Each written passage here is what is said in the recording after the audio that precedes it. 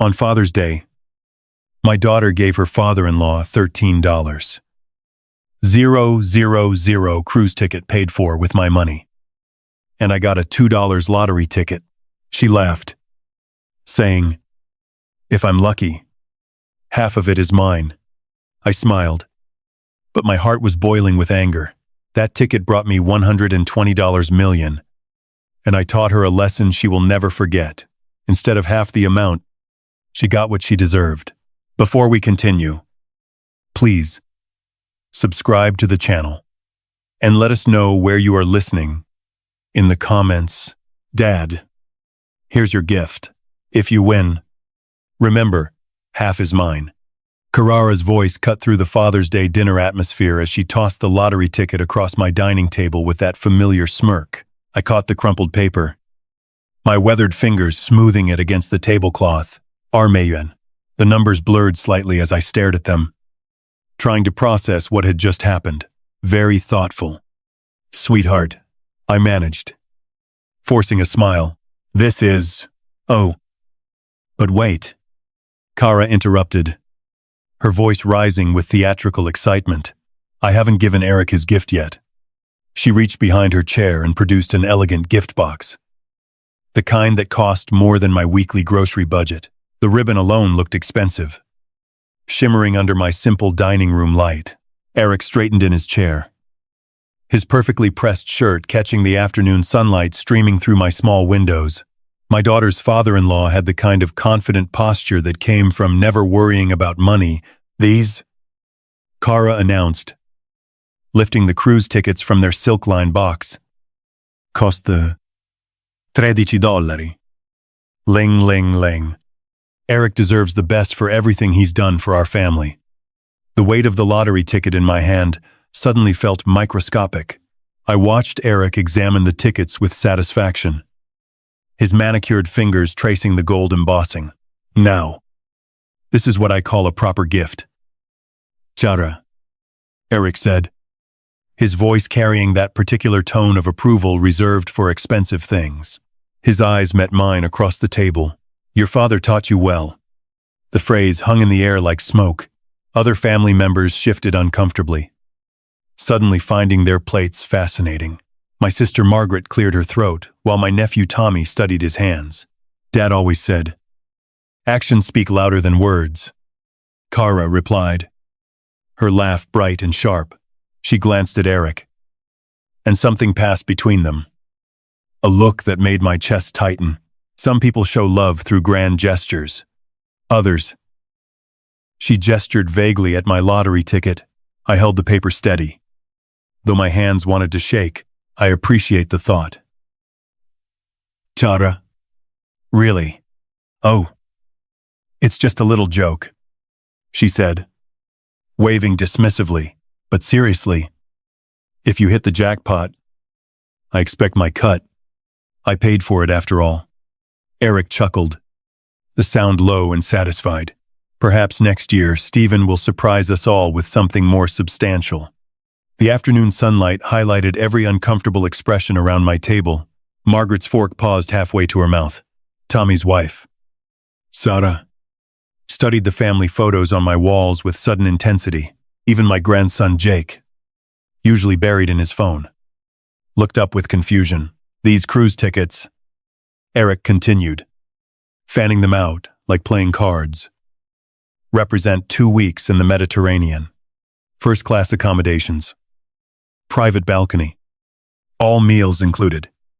The kind of experience that creates lasting memories." I nodded, my throat tight. "Sounds wonderful." "It is wonderful," Kara agreed. "Eric has always been there for us financially. He helped us buy our house, paid for Jake's private school, even covers our country club membership. He's earned something special." The lottery ticket felt like it might disintegrate in my grip. I remembered the double shifts I'd worked at the garage, the overtime hours fixing transmissions and rebuilding engines, all to pay for Kara's college education. The nights I'd fallen asleep in my chair, too tired to make it to bed after working 6-hour days to afford her textbooks. "Well," I said quietly, "I hope you both enjoy the cruise." We will, Eric said, slipping the tickets back into their box with ceremonial care. This is how families should treat each other. With generosity and respect. The conversation moved on.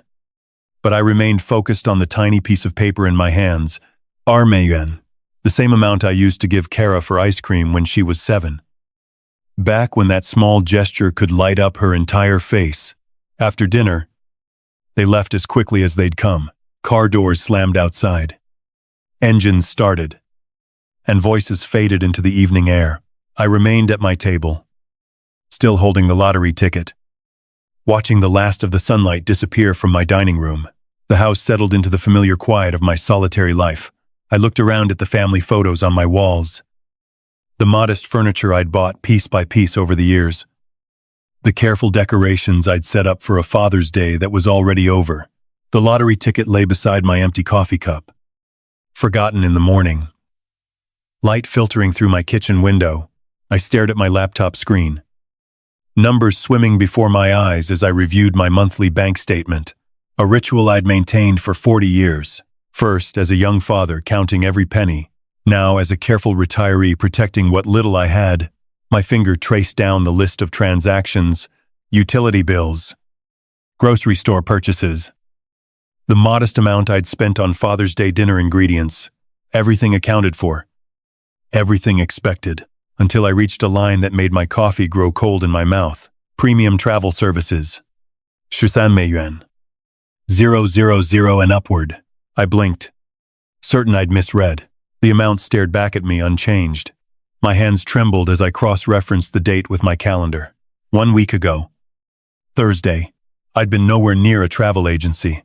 The realization hit me like a physical blow. Kara still had authorized access to my account.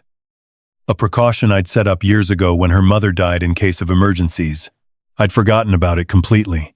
My phone felt heavy in my shaking hands as I dialed her number. Each ring echoed in my quiet kitchen, mixing with the sound of my own heartbeat. Hello. Dad. Her voice carried that particular tone of bored politeness she used when I interrupted her busy life. Tara. I'm looking at my bank statement. I tried to keep my voice steady. There's a charge for over $13. 000 from Premium Travel Services. Silence. Then a laugh. Light and dismissive. Oh. That I bought Dad Eric his cruise. He deserves something nice for once. The words hit me like a slap. You took $13. 000 from my account without asking. I didn't take anything. Dad, I used family money for a family gift. Her tone shifted, becoming slightly defensive. You wouldn't have spent it anyway. It's just sitting there. Tara, that's theft. My voice broke on the word. You stole from me. It's not stealing when it's family money. She snapped. Eric has always been there for us financially. He helped us when we needed it. This is just returning the favor. I gripped the phone tighter. I'm your father. Tara, I raised you. I worked double shifts to pay for your college. And Eric helped us both move beyond that. She interrupted. He's shown us what real success looks like. What it means to be generous. To live well. To give meaningful gifts instead of... She paused, and I could hear her dismissive sigh. Instead of lottery tickets. The cruelty in her voice left me speechless. This was my daughter, the little girl who used to fall asleep in my lap while I read her bedtime stories, the teenager who'd cried on my shoulder when her mother died, the young woman who'd once called me her hero. Dad, are you there? I'm here. I whispered. Look, I know you're upset, but think about it rationally. Eric earned this. He's successful. He's contributed to our family's well-being. He deserves recognition for everything he's done. And what about everything I've done? Another pause, when she spoke again. Her voice was colder than I'd ever heard it. You did what fathers are supposed to do. Eric went above and beyond. The line went dead. I stared at the phone. The dial tone echoing in my empty kitchen like a funeral dirge. My hands shook as I set it down. The same hands that had held her as a baby. taught her to ride a bike, applauded at her graduation. I walked to my nightstand and grabbed the lottery ticket. The $2 joke she'd thrown at me like scraps to a dog. Even this pitiful gift had been bought with my own stolen money. The irony was so perfect it almost made me laugh. Instead, I crumpled the ticket in my fist and marched to the kitchen trash can. The paper made a satisfying thud as it hit the bottom, joining the coffee grounds and empty cans that represented my simple, apparently worthless life. The house felt smaller suddenly, the walls closer together. I needed air, needed to move. I needed to be anywhere. But in this place where my daughter's betrayal echoed off every surface, I grabbed my jacket and headed for the door. My legs carried me down the familiar streets of my neighborhood. The morning air was crisp, filled with the sounds of suburban life, lawnmowers starting up, children playing, neighbors calling greetings across fence lines. Mrs. Patterson waved from her garden, her arthritic hands gentle with her tomato plants. Beautiful morning. Stephen. Yes. It is. I replied automatically. Though the day felt anything but beautiful, I walked past the Henderson house, where Tom was teaching his grandson to throw a baseball. The boy's laughter carried on the breeze, pure and uncomplicated. I remember teaching Kara the same way, her small hands gripping the ball with determination, her face bright with joy when she finally made a perfect throw. When had that changed? When had my love become insufficient? My life something to be ashamed of?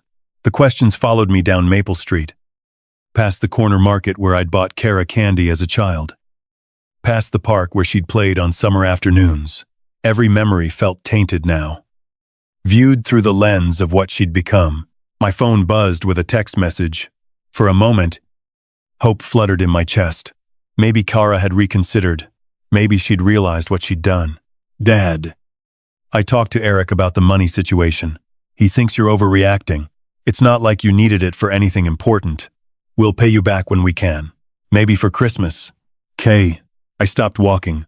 Read the message again. Then a third time. When we can. As if $13. 000 was pocket change. As if my financial security was negotiable. As if I should be grateful for the possibility of eventual repayment. The phone rang before I could respond. My sister Margaret's name appeared on the screen. Stephen. Are you okay? Kara called me. Said you were upset about some money thing. She stole $13. 000 from my account. Margaret. The words came out flat, emotionless. To buy her father-in-law a cruise. Silence. Then, she. What? She still had access to my account. She used it to buy Eric a $13. 000 cruise for Father's Day. She gave me a $2 lottery ticket and told me half the winnings were hers. Jesus. Stephen, are you sure maybe there's some mistake? She admitted it. Said it wasn't really stealing because it was family money. I laughed bitterly. She said Eric deserved it because he's been generous to them. Unlike me. Apparently, Margaret's voice softened with the kind of sympathy that made my chest ache. Stephen, I'm so sorry. I had no idea she'd become so. I don't even know what to call it. Cruel. I said simply, she's become cruel. We talked for a few more minutes. Margaret offering to come over, to call Kara herself, to help however she could, but there was nothing she could do, nothing anyone could do. My daughter had shown me exactly what I meant to her, and no amount of intervention could change that truth. I walked home slowly, my legs heavy with exhaustion that had nothing to do with physical exertion. The house felt different when I entered. Smela, shabia, marked by the kind of poverty that comes from being seen through someone else's dismissive eyes. The trash can in my kitchen held the crumpled lottery ticket, a reminder of the joke that had started this whole nightmare. I stared at it for a long moment, remembering the weight of those $2 in my hand, the laughter in Carrara's voice as she tossed it across the table. Tomorrow, I would call the bank. I would revoke her access to my account. take the steps I should have taken years ago. But tonight, I would sit in my quiet house and mourn the daughter I'd lost, the relationship that had died somewhere along the way without my noticing. The lottery ticket remained in the trash, forgotten and worthless, while I grieved for something far more valuable that I'd already lost. But the next morning arrived with the kind of brutal clarity that follows a sleepless night. I sat at my kitchen table, coffee growing cold. As I stared at the bank's phone number written on a piece of paper, my hands felt steady for the first time in 24 hours. First National Bank Customer Service. This is Rebecca. How can I help you? I need to revoke authorized access to my account. I said, someone has been making unauthorized purchases. The conversation was surprisingly simple. Rebecca's voice carried professional sympathy as she walked me through the process. Within 15 minutes, Kara's access was terminated. New security measures were in place. And I felt something I hadn't experienced in years. The solid certainty of protecting myself. Is there anything else I can help you with today? Mr. Woods. No. That covers it. Thank you. I hung up and looked around my kitchen with new eyes. The modest space felt different, not shabby, but honest, clean, Mina. My gaze fell on the trash can, and I remembered the lottery ticket lying crumpled among the coffee grounds, the $2 joke that had started this whole mess. Purchased with my own stolen money and thrown back at me like I was some kind of charity case. I walked over and stared down at the crumpled paper. Even this pathetic gesture had been bought with money taken from my account without permission. The irony was almost laughable. She'd stolen from me to buy me a gift, then claimed half the potential winnings, with sudden, decisive anger. I grabbed the ticket and smoothed it out on my counter. The numbers stared back at me. 0714335342. Powerball, 18. I memorized them. These digits that represented everything wrong with my relationship with my daughter, then crumpled the paper again and threw it back in the trash with more force than necessary. The morning stretched ahead of me, empty and quiet. I needed to move, needed to clear my head. Eve needed to be somewhere other than this kitchen, where yesterday's betrayal still echoed off the walls. I grabbed my jacket and headed outside, letting my feet carry me down the familiar streets of my neighborhood. The morning air was crisp, filled with the sounds of honest work, lawnmowers starting up, children playing, neighbors calling greetings across fence lines. Mrs. Patterson was in her garden again, her weathered hands gentle with her roses. She looked up as I passed, her smile warm and genuine. Morning. Stephen, you're out early today. Couldn't sleep, I said, pausing at her fence. Thought a walk might help. She nodded knowingly. Sometimes the best thinking happens when your feet are moving. My Harold used to say that her late husband had been a good man, a mechanic like me, who'd worked with his hands and treated people with respect, the kind of man who understood that character mattered more than bank accounts. He was right about that, I said. I continued walking past the Henderson house, where Tom was washing his car with his grandson's help. The boy was more interested in splashing water than cleaning. But Tom didn't seem to mind. Their laughter carried on the breeze, uncomplicated and pure. 2 blocks down, I passed the corner market where I'd bought Kara candy as a child. The owner, Mr. Shen, was arranging fruit in his window display. Each apple and orange placed with care. He'd been here for 30 years, serving the neighborhood with quiet dignity, never getting rich, but never compromising his principles. Either, these people understood something Kara had forgotten, that there was honor in honest work, in treating people with respect, in building relationships based on something more substantial than financial gain. My phone buzzed with a text message. For a moment, hope fluttered in my chest. Maybe Kara had reconsidered. Maybe she'd realized what she'd done. Dad, I talked to Eric about the money situation. He thinks you're overreacting. It's not like you needed it for anything important. We'll pay you back when we can. Maybe for Christmas. Kay. I stopped walking. Read the message again. The casual dismissal of my financial security, the assumption that $13,000 was somehow unimportant to me. The vague promise of eventual repayment, it all crystallized into a moment of perfect clarity. This was who she had become. This was what I meant to her. I deleted the message without responding and kept walking. The familiar streets of my neighborhood wrapped around me like a comfortable blanket, filled with the sounds and sights of people living honest lives. Whatever happened next, I would face it on my own terms, with my dignity intact. The trash can in my kitchen held the crumpled lottery ticket, forgotten and worthless. While I walked toward whatever came next, with my head held high, 3 days had passed since I'd taken control of my finances. 3 quiet days of morning coffee, simple meals, and the kind of peace that comes from knowing you'd done the right thing. I was stirring scrambled eggs in my cast-iron skillet when the phone shattered the silence with its shrill demand for attention. "Dad, what the hell did you do to my card?" Kara's voice exploded through the receiver before I could even say hello. It was declined at Nordstrom.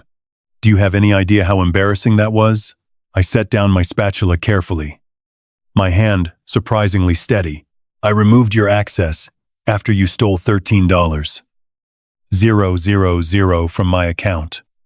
"I didn't steal anything." Her voice pitched higher, that familiar tone she'd used as a teenager when caught in a lie. "That money was for family. For someone who actually contributes to this family.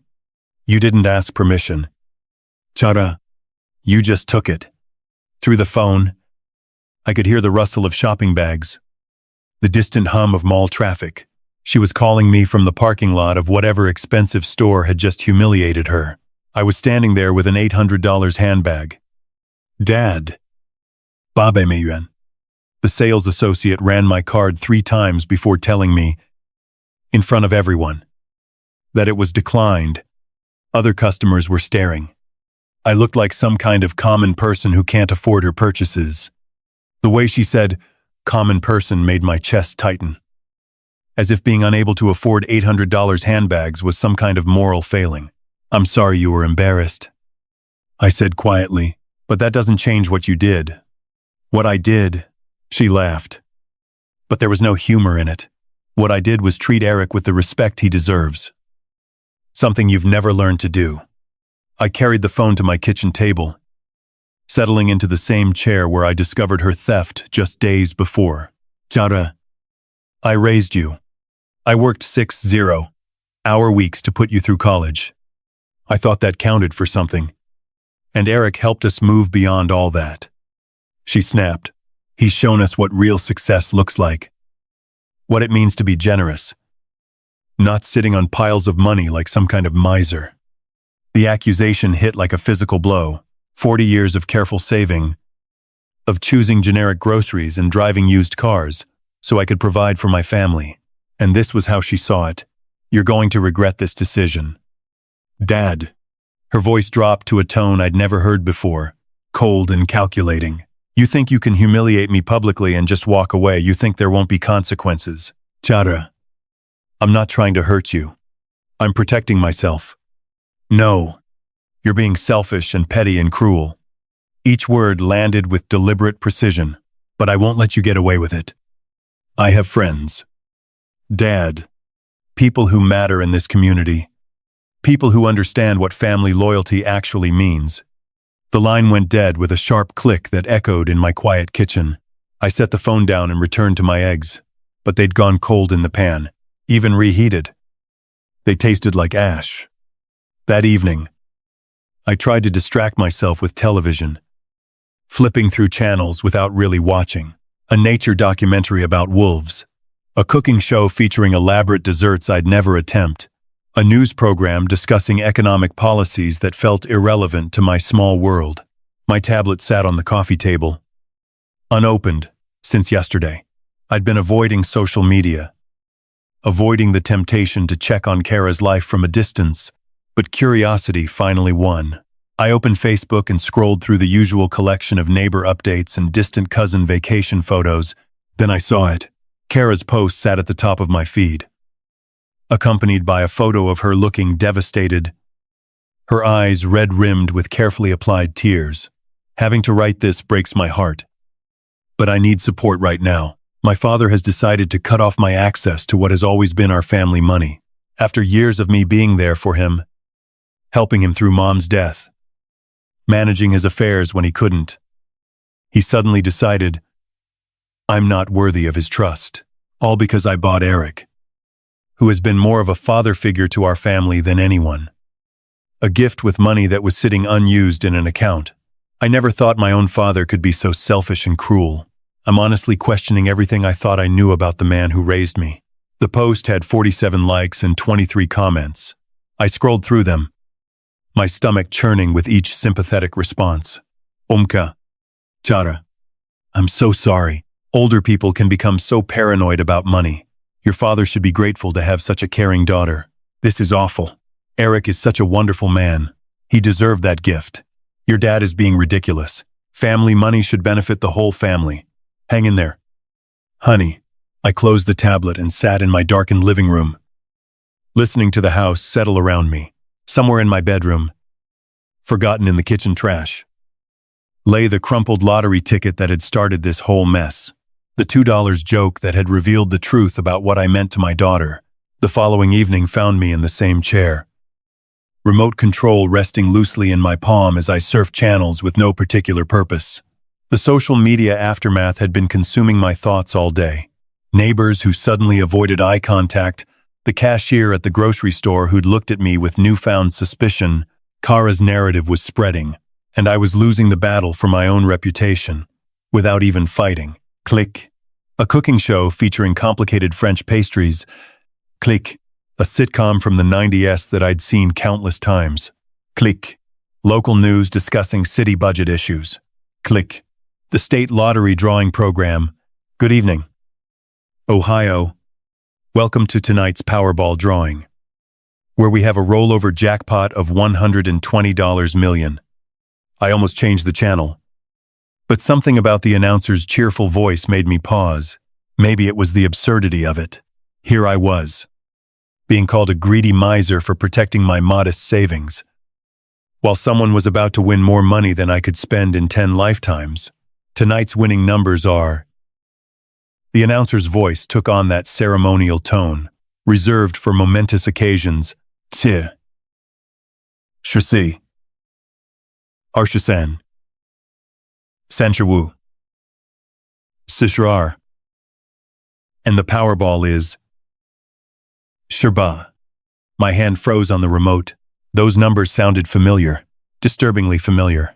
I grabbed a pen from the coffee table and scribbled the numbers on the back of an envelope as the announcer repeated them. Powerball 18. My heart began racing before my mind fully caught up. I knew those numbers. I'd seen them recently. Stared at them long enough to memorize them in a moment of anger and irony. The lottery ticket, the crumpled piece of paper I'd thrown away in disgust 3 days ago.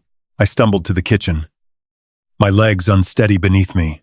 The trash can sat innocently by the counter, filled with the detritus of solitary living. Coffee grounds, empty cans, food scraps. I plunged my hands into the mess, digging through banana peels and soggy paper towels, searching for a small piece of paper that might change everything. My fingers found it near the bottom, stuck to the side of a yogurt container. The lottery ticket, stained with coffee grounds and wrinkled beyond recognition, but still readable. I carried it to the kitchen sink and carefully rinsed off the worst of the debris, my hands shaking as I unfolded it. Powerball 18. Perfect. Every single number matched. I sat down hard in my kitchen chair, staring at the damaged ticket in disbelief. The $2 joke that Kara had thrown at me like scraps to a dog. The gift she'd bought with my own stolen money, then claimed half ownership of. The piece of garbage I'd discarded in anger. It was worth $120 million. I called the lottery hotline with trembling fingers. Following the automated prompts to verify the winning numbers, the mechanical voice confirmed what I already knew.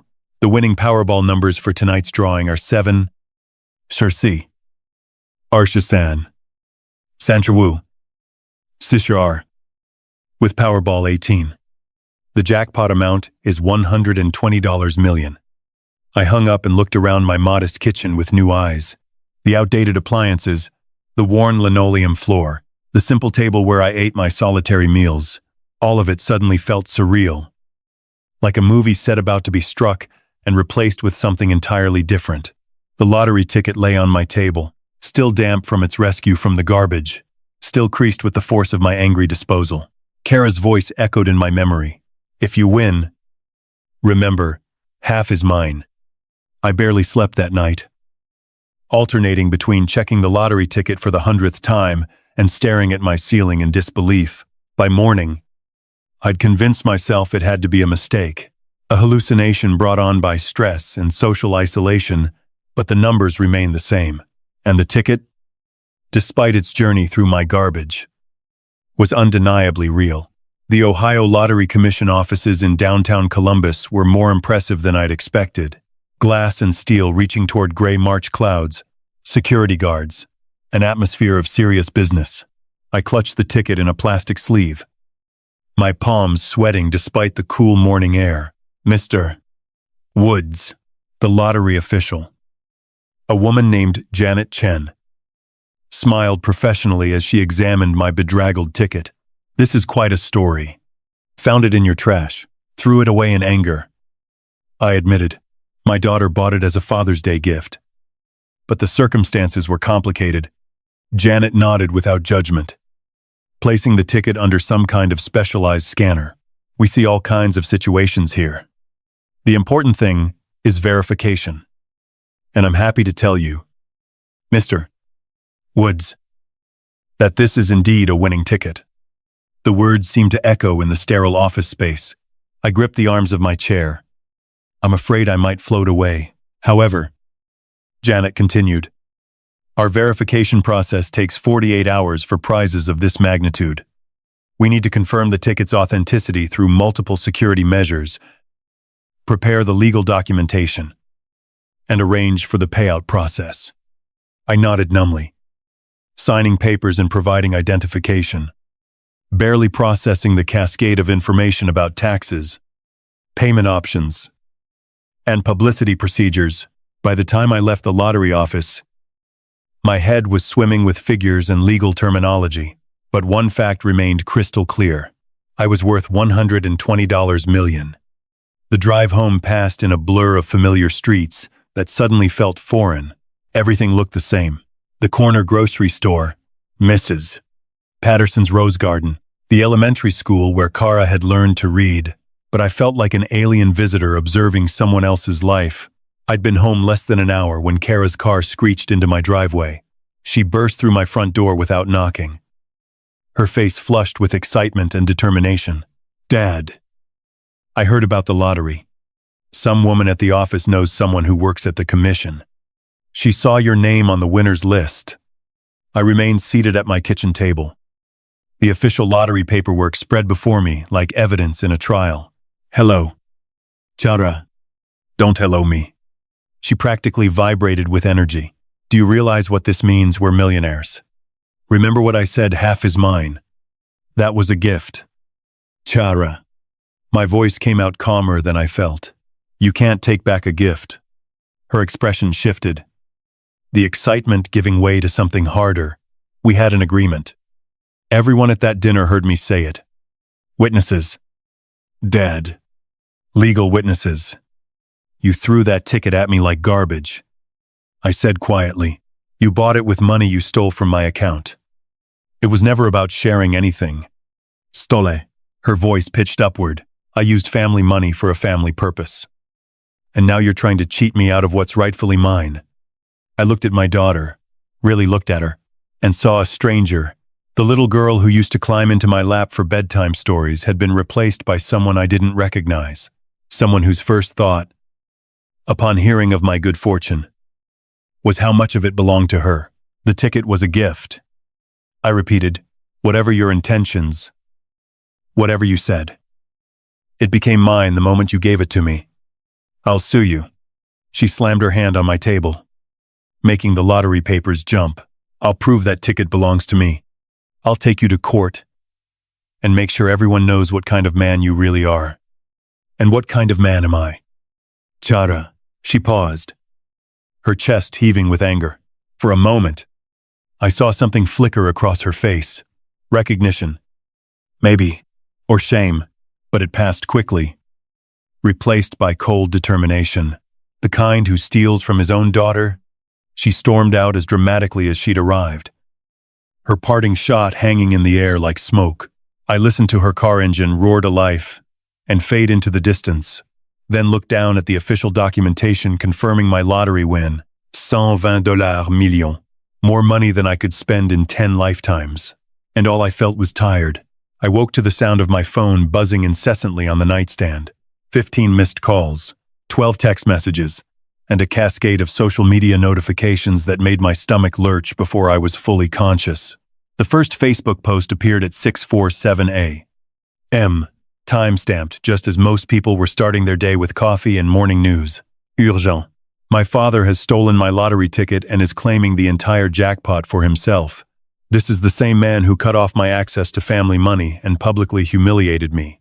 The ticket was my gift to him, with the clear understanding that winnings would be shared. This is elder abuse in reverse.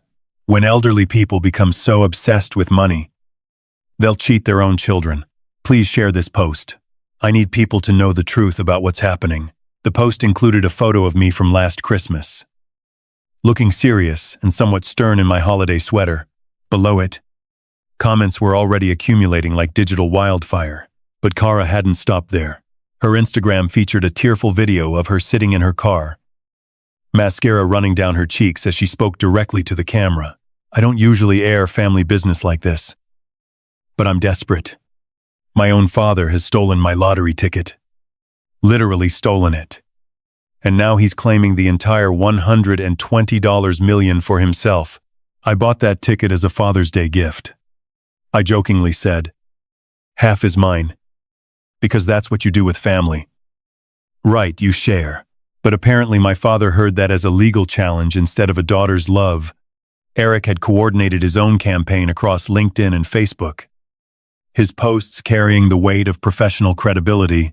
Witnessing financial elder abuse is devastating, but reverse elder abuse is equally damaging to families. When elderly individuals become obsessed with money to the point of betraying their children's trust and generosity, we all lose. My wife is heartbroken by her father's greed. The lottery ticket was purchased as a gift with clear verbal agreements about sharing, yet he claims exclusive ownership. This behavior destroys families and communities. My phone rang again. Margaret. Stephen. What in God's name is happening? My neighbor just called asking if you really stole Kara's lottery ticket. Social media is going crazy. I explained the situation as simply as I could, but even to my own ears, it sounded complicated. Yes. Kara had bought the ticket. Yes. She'd made jokes about sharing winnings. Yes. I had actually won. No. I didn't believe I owed her anything. But, Stephen, Margaret said gently, she did buy it for you, with money she stole from my account. I reminded her. By noon, the story had gone viral in our small corner of the internet. Local Facebook groups buzzed with debates about family loyalty, legal obligations, and moral responsibilities. The neighborhood app, Next Door, featured heated discussions about the greedy lottery winner on Maple Street. I made the mistake of reading comments on Kara's posts. This is disgusting. How can a father do this to his daughter? Lawyers need to get involved. This is theft. Plain and simple. I know this family. The daughter has always been so generous and kind. The father has always been weird about money. Team Chara. No way should an old man keep money that belongs to his daughter. Eric's professional network had mobilized. 2. Colleagues from his investment firm shared his posts with serious commentary about family values and financial ethics. Their shared social circle, people I'd known for years, publicly supported Kara's version of events. I closed my laptop and walked to my kitchen window. Looking out at the neighborhood I'd called home for 30 years, 3 neighbors stood near my mailbox, clearly discussing the situation. When they saw me at the window, they scattered like guilty children. My phone buzzed with a text from an unknown number. Channel 6 wants to interview you about the lottery controversy. Can you call us? Another message. Columbus Dispatch, seeking comment on family lottery dispute. And another. Legal representation available for lottery ticket disputes. Free consultation. I turned off my phone and sat in my quiet kitchen. The official lottery paperwork still spread across my table like evidence of my guilt. Outside, my neighbors whispered and speculated, their judgment delivered through social media comments and careful distances. The irony wasn't lost on me. I was worth $120 million, and I'd never felt more alone in my life. The morning light filtered through my kitchen window. As I spread printed copies of Kara's social media posts across my table, like evidence in a trial. Each comment, each share, each supportive response felt like another nail in the coffin of my reputation. The coffee grew cold in my cup as I read through the digital assassination of my character. My landline phone rang. Cutting through the silence with its old-fashioned mechanical bell, the caller ID showed a number I didn't recognize. But something about its pattern suggested a business line. Mr. Woods. This is William Johnson, Eric's father. The voice was measured, professional, carrying the kind of authority that came from years of boardroom negotiations. I believe we need to talk. I gripped the receiver tighter. I'm not sure what there is to discuss. Mr. Johnson, there's quite a lot. Actually, a pause. Could we meet this morning, say Murphy's Diner on 5th Street in an hour? Murphy's Diner was a modest family restaurant where I sometimes went for their Saturday morning special, the kind of place where Eric would never be caught dead. May I ask what this is about? The lottery ticket, William said simply. And what I witnessed on Father's Day. My heart hammered against my ribs. You were there. I was indeed. 1 hour. Mr. Woods. The line went dead, leaving me staring at the phone in confusion. Eric's father wanting to meet about the lottery ticket could only mean trouble. Maybe they were coordinating the legal strategy, or perhaps William was coming to pressure me into settling with Kara. I almost didn't go. But curiosity won over caution. Murphy's Diner occupied a corner lot that had hosted restaurants for 50 years. Red vinyl booths, checkered linoleum floors, and the kind of coffee that could wake the dead. I spotted William immediately. His tailored navy suit stood out like a peacock among sparrows in the humble establishment. He rose when he saw me, extending a well-manicured hand in greeting. Mr. Woods, thank you for coming. We slid into a booth near the window where morning light illuminated the deep lines around William's eyes. The waitress, a motherly woman named Dolores, who'd been serving coffee here since I was in my 40s, poured 2 cups without being asked. I witnessed the entire gift exchange on Father's Day. William began without preamble. Every word, every gesture. Your daughter handed you that lottery ticket and explicitly called it your Father's Day gift. I studied his face, searching for signs of deception or manipulation. She's claiming we had an agreement about splitting any winnings. William's expression hardened. That's simply not what happened.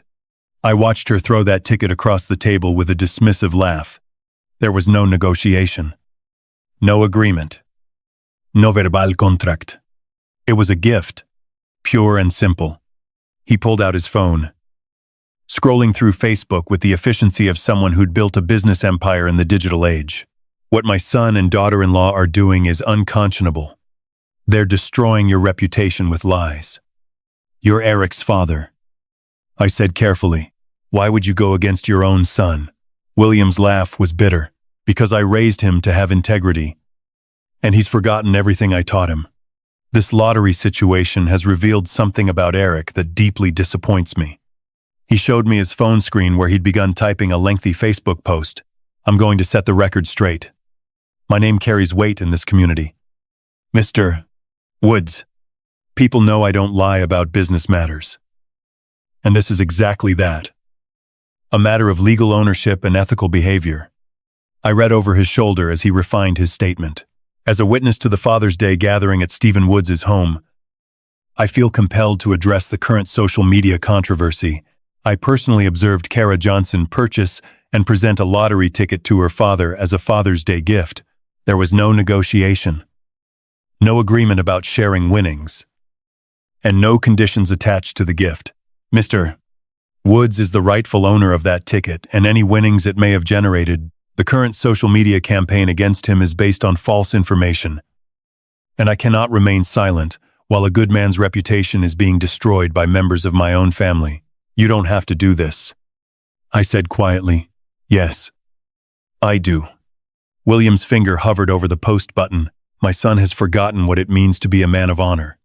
Perhaps public embarrassment will remind him. He posted the statement, and immediately, his phone began buzzing with notifications. Within minutes, comments appeared from people in Columbus's business community, colleagues who knew William's reputation for honesty and fair dealing. This changes everything. I breathed, watching the tide of public opinion shift in real time. William pocketed his phone and looked at me directly. Mr. Woods, I built my business on integrity. I can't watch my son destroy that legacy with lies and manipulation. We sat in comfortable silence, watching normal people go about their Saturday morning routines, families ordering pancakes, elderly couples sharing the newspaper, teenagers texting while their parents tried to engage them in conversation. Life continuing normally while my world transformed. The truth has a funny way of surfacing, William said finally. Sometimes it just needs the right person to speak it. We shook hands outside the diner, his grip firm and reassuring. As he walked toward his black Mercedes, I remained by my modest sedan, feeling something I hadn't experienced in weeks. Hope. 2 weeks later, the phone call I'd been waiting for finally came. Mr. Woods, this is Janet Chen from the Ohio Lottery Commission. Your verification process is complete, and we'd like to invite you to our formal check presentation ceremony tomorrow morning. A ceremony, I asked, still processing the magnitude of what was happening. We offer winners the choice between a private meeting and a public presentation. Given the recent interest in your case, we thought you might prefer the transparency of a public ceremony. I thought about Kara's social media campaign, about the whispered conversations that followed me through grocery stores, about the neighbors who no longer made eye contact. Yes, I'd like the public ceremony. Excellent. 10:00 a.m. at our Columbus headquarters. There will be media present, so dress appropriately. And, Mr. Woods, congratulations. This is going to change your life. That evening, I laid out my best clothes, a navy blue suit I'd bought for my wife's funeral 8 years ago, a white shirt that still had the crisp edges of professional pressing, and the tie Kara had given me for Christmas 5 years back. Before everything changed, the lottery headquarters buzzed with activity when I arrived. Television crews adjusted lighting equipment, photographers tested angles, and lottery officials bustled around with clipboards and official documents. I felt like an actor who'd wandered onto someone else's movie set. Mr. Woods, Janet Chen approached with a warm smile, ready to become a millionaire. The actual ceremony was surprisingly formal, a backdrop featuring the Ohio Lottery logo, an oversized check that took 2 people to hold, and enough camera flashes to light up a stadium. When Janet announced me as the winner of the $120 million jackpot, the applause felt surreal. This is certainly unexpected, I said into the microphone, my voice carrying better than I'd hoped. I plan to use this blessing responsibly, to help others, to pursue dreams I'd put aside, and to live with dignity. The questions from reporters came rapidly. How did it feel to win? What were my plans? Would I quit working? I answered as honestly as I could, focusing on gratitude and responsibility rather than the family drama that had brought me here. Then, through the crowd of media personnel, I saw them. Kara and Eric pushed through the gathering, her face flushed with determination and desperation. She wore the kind of outfit she reserved for important occasions, a designer dress that probably cost more than my monthly pension. Stop, she called out, her voice cutting through the professional atmosphere like a knife. That's my ticket. We had an agreement. Security personnel moved immediately. But Kara's voice carried over their intervention. Everyone here needs to know that ticket was mine. He's stealing from his own daughter. The cameras, which had been focused on me and the ceremonial check, swiveled toward the commotion. This was the kind of drama that television news lived for. Mom, you need to step back from the ceremony area, A security guard said firmly but politely. I looked directly at Kara, feeling calmer than I had in months. Tara, please don't do this here. But she was beyond reason, gesticulating wildly as Eric tried to pull her back. I bought that ticket. I said half was mine. Everyone at that dinner heard me. A reporter thrust a microphone toward me. Mr. Woods, can you comment on this family dispute? The ticket was a Father's Day gift from my daughter. I said clearly, my voice steady, despite the chaos unfolding nearby. Mr. William Johnson, who was present at the dinner, has already confirmed the circumstances of that gift. That's all there is to it. What do you plan to do with the money? Another reporter asked. I thought about Kara screaming in the background, about the months of manipulation and betrayal, about the years I'd spent enabling her worst impulses out of misguided love. I plan to help others who deserve it. I said, I want to start a business I've dreamed about for years. And I intend to live with the kind of integrity that makes a person worthy of good fortune. The ceremony concluded with handshakes and official paperwork, while Kara and Eric stood by their BMW in the parking lot, arguing with each other. I could see Eric's gestures growing more animated, his voice rising to match hers. I walked to my car, carrying the ceremonial check and official documentation that made me one of the wealthiest men in Ohio. As I drove away, I glimpsed them in my rearview mirror, still arguing beside their expensive car, their relationship fracturing under the weight of their own greed. For the first time in months, I smiled. The next morning, I was sitting at my kitchen table with the newspaper spread before me, reading about my lottery win in black and white print, when I heard a car door slam outside. Through my window, I saw Kara walking up my driveway, but her demeanor was completely different from yesterday's aggressive confrontation. She moved slowly, almost hesitantly, her shoulders slumped in defeat. Instead of her usual bold entrance, she knocked softly on my door, 3 gentle taps that sounded almost apologetic. I opened the door to find her eyes red-rimmed and puffy, her designer clothes wrinkled as if she'd slept in them. Dad, could we talk? Please. My paternal instincts stirred despite everything that had happened. Come in. Chara. She followed me to the living room, perching on the edge of the couch like a bird, ready to take flight. Her hands twisted in her lap as she looked around the modest space that had once been her childhood home. I'm so sorry about yesterday, she began, her voice barely above a whisper. I was just overwhelmed and scared. I wasn't thinking clearly. The tears came then, streaming down her cheeks with practiced precision. Eric has been pressuring me so much about money lately. Our finances they're worse than I told anyone. I didn't know who else to turn to. I settled into my recliner, maintaining careful distance between us. What kind of financial trouble? Chara, we're about to lose our house, she said, her voice breaking on the words. The mortgage payments, the credit cards, Eric's business. It's all falling apart. We owe almost $400. Ling, ling, ling. And the bank is starting foreclosure proceedings.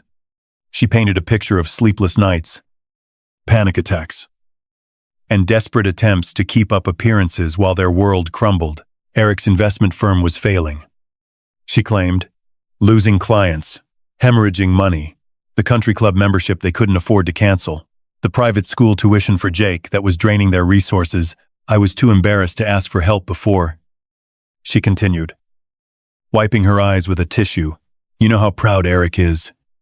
He'd die if he knew I was here begging my father for money. I listened to her performance, and it was a performance.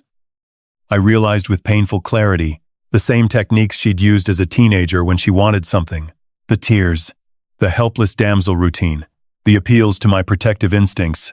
You've always been there for me before, she said, reaching across the space between us to touch my hand. I just need help one more time. Just enough to save our house and get back on our feet. How much? Chara, $2 million would solve everything, she said quickly, as if she'd rehearsed the number. It sounds like a lot, but it's nothing compared to what you won. you'd still have over $100 million left. The simplicity of her request was breathtaking. $2 million, a sum that would have represented 40 years of my pre-retirement income, delivered as casually as asking to borrow $20 for gas. Chara, I said gently. I've heard these same promises before. Her expression shifted slightly, confusion flickering across her features. What do you mean? You stole $13. 000 from my account without asking. You publicly humiliated me on social media. You tried to take my lottery ticket by force. I kept my voice calm. Factual. Now you want me to reward that behavior by giving you $2 million. This is different. The tears came faster now. More desperate. I was wrong before. I admit that. But we're talking about losing everything. Dad. Our house. Our life. Jake's education. You need to learn to solve your own problems. The words hung in the air between us like a challenge. Caras face transformed. The mask of vulnerability slipping to reveal something harder underneath. You're really going to do this? She asked. Her voice taking on a familiar edge. You're going to let your own daughter lose her house while you sit on $120 million. I love you. Chara. But I won't enable your choices anymore. She stood abruptly, pacing to the window and back. Fine. But don't expect to be part of Jake's life going forward. Don't expect Christmas visits or family dinners or phone calls when he graduates high school. The threats came faster now, each one designed to hit my deepest fears about isolation and family loss. No grandchildren at my funeral. No relationship with future generations. A lonely old man dying alone because he was too selfish to help his only child. If that's your choice, I said quietly, I'll have to accept it. The finality in my voice seemed to shock her. She stared at me for a long moment, perhaps recognizing that her manipulation toolkit had finally met its match. You've changed, she said, her voice cold with disappointment. Money has made you cruel. No, Chara. Money has made me free. She stormed out without another word, her footsteps echoing on my front walkway as she marched to her car. I stood at my front window, watching her drive away with visible anger, her tires squealing as she peeled out of my driveway. I turned away from the window and looked around my quiet home, feeling a mixture of sadness and relief. The little girl who used to fall asleep in my lap reading stories was gone, replaced by someone I didn't recognize and couldn't save. I walked to my kitchen to make tea, my movements calm and purposeful. For the first time in years, my home felt truly peaceful. 3 months later, I stood in my empty living room, holding my phone as movers loaded the last boxes. I scrolled to Kara's contact and selected block this number. Some bridges, once burned, weren't meant to be rebuilt. The drive to Dayton took 2 hours through rolling countryside. In this new city, I would be simply Stephen Woods, new resident, not the lottery winner from the news. My house sat on a quiet street 3 hours from Columbus, far enough that unexpected visits would require real commitment. Henderson's classic auto restoration had been for sale for months. When I walked through the shop, inhaling the familiar scent of motor oil and polish, I knew I'd found my purpose. You sure you want this much work? Asked Tom Henderson, gesturing at project cars filling his bays. Most folks your age are thinking about slowing down. I ran my hand along a 1967 Mustang's fender. I'm just getting started. Within a week, Henderson's became Woods Classic Auto Restoration. I hired 3 local mechanics and established the supporting Single Fathers Foundation, remembering my own struggles after my wife's death. Evenings in Dayton were peaceful. I could walk without whispered conversations following me. The local diner served coffee without gossip about my personal life. Settling in okay? Asked Helen, my neighbor, bringing homemade cookies. Neighborhood's quiet, but we look out for each other. Quiet is exactly what I hoped for, I told her. The shop became my sanctuary, working alongside younger mechanics. I rediscovered satisfaction in solving problems with my hands rather than my checkbook. We restored a 1955 Chevrolet to mint condition. The owner wept when he saw it, and I understood completely. I thought about Kara sometimes, but without sharp pain. The money hadn't changed me. It revealed what I'd always been underneath, years of enabling. My phone rang occasionally with unknown numbers I suspected were her, but I let them go to voicemail. On Thursday evening, I locked up after completing a 1969 Camaro restoration, driving home. I passed the community center where my foundation's plaque read, "Supporting strong families through tough times." I parked and looked up at the emerging stars. Somewhere Kara lived with her choices and their consequences. What I could control was building something meaningful. Every restored car, every foundation grant, was a vote for a world where character mattered more than connections. The lottery ticket hung framed in my office now, not as a trophy, but as a reminder that sometimes the most valuable gifts come disguised as garbage, and the most necessary lessons come wrapped in pain. If you like this story, please like this video, subscribe to the channel, and share your impressions of this story in the comments.